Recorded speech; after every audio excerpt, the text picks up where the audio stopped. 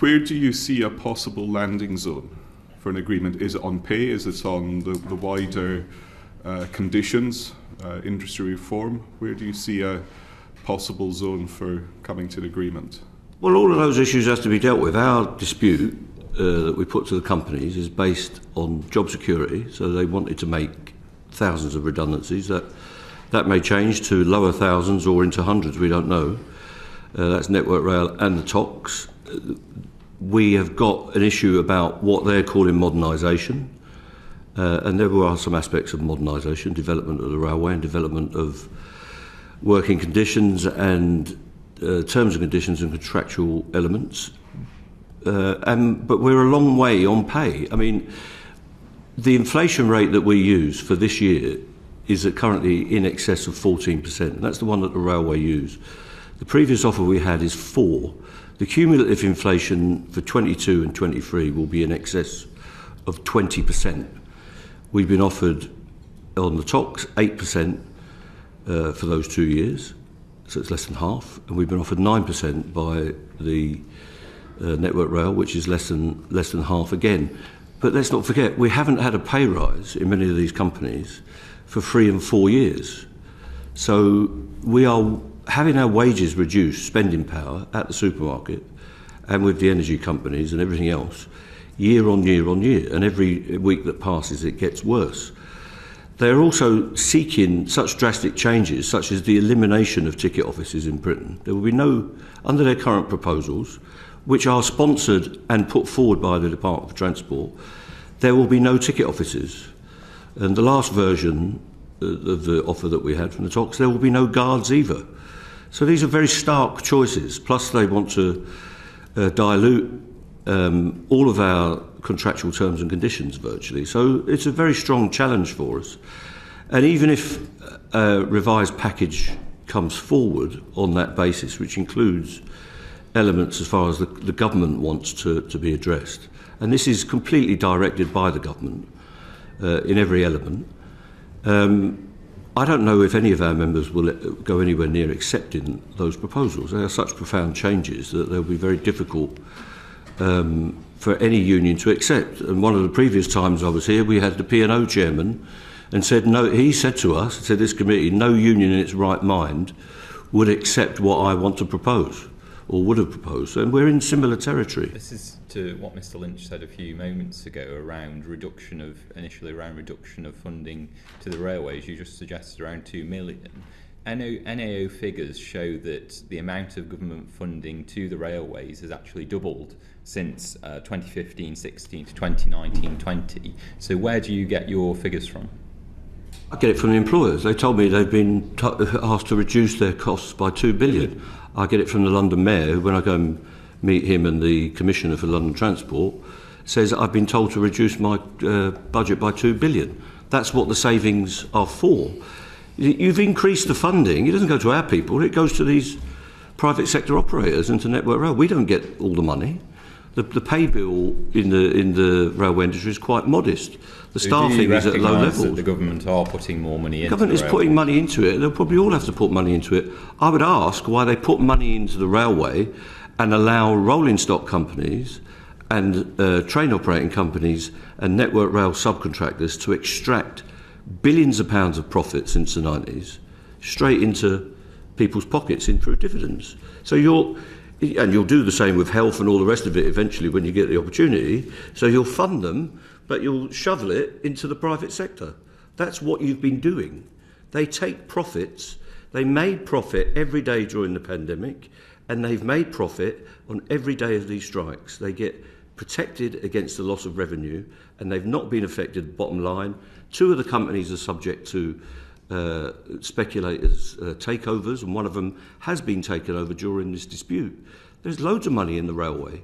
It's being made by private sector operators. You know, there's pressure from government and others to come up with more driver-only operations. So I'm a little bit surprised that it was a surprise, if you see what I mean. Even if I understand what you're saying, that it doesn't seem to have been specifically looked at.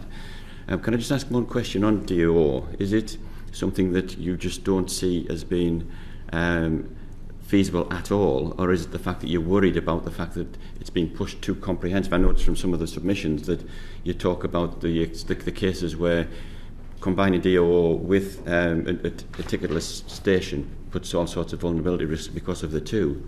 Are there spaces where you would see that driver-only operation is still practical, though? Or is it just a no complete? I'm just trying to understand whether it's a partial stop or a full stop. Who are you asking? Because Frank doesn't have guards in his... I was going to We will not accept driver-only operation in any company without fight. We'll never sign up to accepting DOO. It will never happen while I'm the General Secretary. It will never happen as long as the R&T exists. So it's not very clever in a negotiation, in my opinion, and it is the DFT that have insisted on this, not the executives that are coming in to see you. They'll have to do what they're told because that's what the contract says. The contracts that these train operators have with the DFT says, one, that the Secretary of State is entirely responsible for their industrial mandate, their negotiating mandate. Two, he has to approve a dispute handling programme. And three, they will make no communication with the trade unions without his prior approval, including writing a business-as-usual letter. So if I write to any train operating company, they have to inform the DFT within 3 working days with what the contents of that letter. And that includes phone calls and discussions as well, according to the contract. So nothing happens in this industry without the Secretary of State and the 50 people in the DFT today that are working on this dispute and what they call workforce reforms. 50 people working full-time besides the politicians right now. So they insisted right at the end, and if the executives involved in this industry told you the truth, they will tell you that they knew before they put that on the table it would be rejected. And Mr. Whelan will speak on his behalf because there's 2 sets of people on these trains. So it's just not very bright to do that. Why would you, if you're seeking a solution to a serious industrial dispute that's high profile, would you wait until a Sunday afternoon at 4 o'clock to put 9 clauses into a document which weren't in the previous version? It's daft, and to me it's sabotage. And they wanted these strikes to go ahead. They knew that going forward with the imposition of change in Network Rail and DOO would provoke a reaction. They got the reaction. They let the strikes go ahead over Christmas. They didn't lift a telephone or lift a finger to get them off. They brought forward stage-managed releases in the last week about minimum service levels, about disruption and all the rest of it, about me and various other people in the industry, all primed through certain press outlets.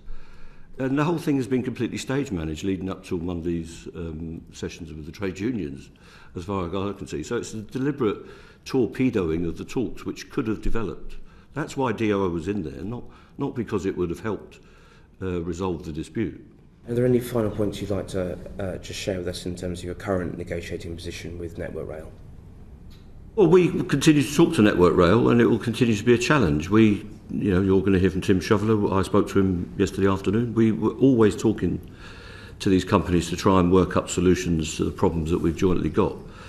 And we'll continue to do that, but it remains a challenge. The demands that are being made on us are very difficult for us to accommodate, and ultimately we feel those demands and the inflation rate means that our members' work is being undervalued by vast amounts. But that is a deliberate policy of the government in this country at the time to lower wages of working people right across the spectrum, especially where they have an influence, to make them poorer than they used to be. And I think that's a direct result of government policy. How much damage do you think from the existing industrial action and potential future industrial action is being done to the railways in the most generic sense, full stop? We know that COVID brought massive damage and that it fundamentally changed habits of customers, of passengers. We're seeing a lot fewer rush hour use, more social use, more weekend use of the railways post-COVID. Add in uncertainty on the part of consumers as to whether the train will even be running because of industrial action. How much damage has been done to the railway, particularly from consumer choice, which then plays to Mr. Ward's point about losses to the operating companies as a result, not just from industrial action but from changed habits? How much damage has actually been done to the railway? Loads of damage has been done, but as I say, the damage is conceived and controlled in the Department for Transport. This is their project. They knew that there would be an industrial response from the trade unions. They decided to make what they would think as a great leap forward and provoke the workforce and attack the workforce. So the damage has been envisaged in Whitehall by people who know very little about the railway. Rather than trying to get consent and evolution of the railway, they went for this great leap forward, and it's blown up in their faces. So the damage is being conceived by this administration, and they are inflicting the damage. They have also brought forward a set of legislation that they quickly abandoned on the future structure of the railway. Maybe they'll come back to that, I don't know. Maybe there'll be a new transport minister that'll have another idea. So the damage is being caused by the inconsistent and reckless policy of the people that are in control of the railway, which is the current administration. It's not being caused by the workforce, who are prepared to work through change that is considered and agreed rather than imposed. I understand. You won't expect me to agree with it, but you'll understand. Well, most people do agree with it. Most people think our rails are in a terrible state and that government policy is useless. Let me put this into a question. I understand the perspective you're coming from, but surely you must agree that by making the railway uncertain in its operation from the eyes of the consumer, the people who pay a lot of money... You're talking about when we're on strike and when we're not on strike? When you're on strike. What about the days when we're not on strike, when it's absolutely useless as well? That's a whole other evidence session. No, it's not. So since the timetable change that came a couple of years ago, the whole thing's been a disaster. The question is, you must accept that people are being driven away from the railway because of the uncertainty of knowing whether it's running, because whether it's on strike or not, people are going back to their cars, they are going to coaches, they are just not travelling. We've seen the evidence from UK hospitality that the hospitality sector took an absolute bath in December when they're meant to, because people couldn't get into predominantly London. It's not a question, is it? But I think it's your government's fault, is my answer when you get there. Driving people away from the railway? No, you are. Your government. Right, okay. A minute ago you suggested that the public are behind you on that. That is not what latest figures show. It shows that public support is waning and that you don't any longer have the support of the public for these strikes. Is that concerning to you? It depends which poll you read. I went on Good Morning Britain the other day where Richard Madeley was on attack mode. They did a poll shortly after that and said there was 75% support for the RMT. So it depends which poll you read of who's winning this. What was expected in the DFT is that we'd have zero support and we'd be back to work with no strikes by the end of June. Once your friends in the Daily Mail and the Telegraph and all these other journals followed me from my house to the station, invaded my children's Facebook pages and all the rest of it, that we would be public enemies number one. We're not. I'm a more popular person than many of the politicians in this room, unfortunately, for the public. But the fact is that we have got a lot of support. It's difficult to get support during industrial disputes. But if you ask the public, do they sympathise with people getting a decent pay rise? Do they sympathise with the protection of contracts of employment and conditions? They will say yes. It's difficult to keep that support going fully during intense industrial action, but there is broad support for all the people that are involved in disputes at this time, and there's very little for the support for the people that are opposing those disputes and trying to make people poorer. Are you concerned about the increasing number of your members who are now turning out during strike days and turning up to work? Well, we don't have those. We don't have reports. That's what we would call propaganda. That we're being told that. No, those are actual figures. So figures from who? Figures from Network Rail, figures that are showing the increasing number of members of your unions now from Network are Rail. Actually turning up to work. How on do they know they're days. members of my union? Well, I mean, there That's are a protected more people, characteristic. There are more people That's who a protected are turning characteristic. up to work But how do on they know strike they're members days of my than union? there were previously. But how do they know so they're it is a pure fact. Because one the union figures. has settled. Sorry? One union has settled. There are Well, the 43,000 figures are people work for Network Rail. 21,000 of them are members of my union. So Well, there would be the more figures people show at more work people than are not on turning any up. strike day. So it Anyway. isn't concerning to you then that more are. We don't have those reports. I get reports from picket lines all over the country that they are well attended and that the action we take is having the same effect as it did on day one. They will put non-qualified people into signal boxes to break strikes, and they'll have safety incidents, which they have every time they have a strike, when managers break the rules and break their competency basis. But it's the unions that are endangering safety. It's the attempt to break strikes that imports more danger than anything else. And it's an infringement of civil liberties. The right to strike is something that any democratic society will have. If they want to run the signalling system on Network Rail during a dispute, in the way that they will, they'll have to get all the signallers to work, and they will command them and conscript them to work. If they were doing that in Putin's Russia or in Iran or China, they would rightly be condemned.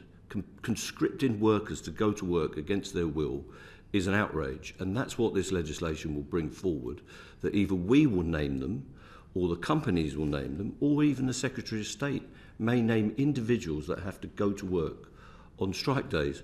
How that is democratic and free in a free society, I don't understand. And we'll have to challenge it in every way that we can. And it'll have to be repealed as soon as there's a change in government. Do you feel they're blocking the deal? And what are the motives? Yeah, I think they have dictated what the companies say. I don't think they can even deny that. It's there in law. It's in the contract. So, but they've got themselves stuck. They thought that the public would hate the trade unions. They thought this would all go away in June, and instead the reverse has happened, that more unions have joined into campaigns against poverty, and where this is a campaign to drive poverty into our communities, I believe. So last week, and in the run-up to Christmas, I think the whole thing has been choreographed and stage managed so that the action went ahead, so that these announcements could be made according to a timetable, starting with Mr Sunak on Tuesday, I think, and then the announcements of these draconian anti-trade union laws this week, and ending with the choreographed sessions on Monday. So the whole thing has been pre-arranged. It's almost as if there's been some kind of stage director running this dispute. That's why we couldn't make any progress before Christmas, even though I know the companies wanted to. They wanted to come to us with developed proposals, and they were not allowed to by the Department for Transport. And if anyone says that's not the case, they are not telling you the truth. And I'll put that on the record. They have stopped the development of proposals deliberately at every stage in this dispute. And every time we make a suggestion, they have to go and ask the DFT, the 50 people that are working on this, whether they can make a change to the text or indeed the principles of the proposals. You said previously to the committee that Scottish Government or Scottish politicians essentially, it's your impression that they want to resolve the issue, and obviously since then issues have been resolved, but politicians down here want to exacerbate the issue. I wonder if you could maybe elaborate on that, but with any sort of specifics regard to some of the issues at play, whether it's driver-only operation or whether it's Sunday working practices or no compulsory redundancies, etc. What's your take on a different approach? And that obviously applies to Wales and what have you as well. Yeah, and I think it's true in the devolved authorities in Merseyside and those other areas as well, and London.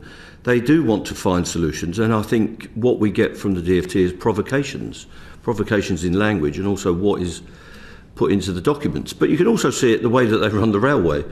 When there's a Network Rail strike, they shut Scotland, and they shut large parts of Wales, and they choose to run the parts that connect to England. It's quite cynical in my view, the way they work it. And I know, because I've met the Scottish transport ministers, and we engage with senior people in transport portfolio, I think it's called in the Welsh Government, that they are seething about the way they're treated. They don't get an input into what is a GB-wide infrastructure that we all need to connect up our communities and our economies, and they get no say whatsoever from the DfT. It's not a partnership arrangement between the transport ministers or portfolio holders, and we know that the northern mayors are absolutely seething about the transport services they get on non-strike days and strike days.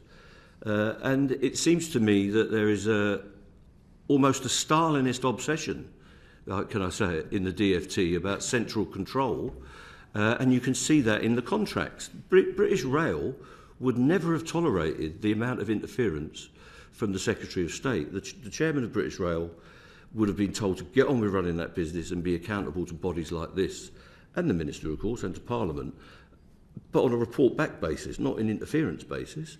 The DfT is not allowing the Scottish and Welsh authorities to have any influence on this dispute, even though they are completely affected by it.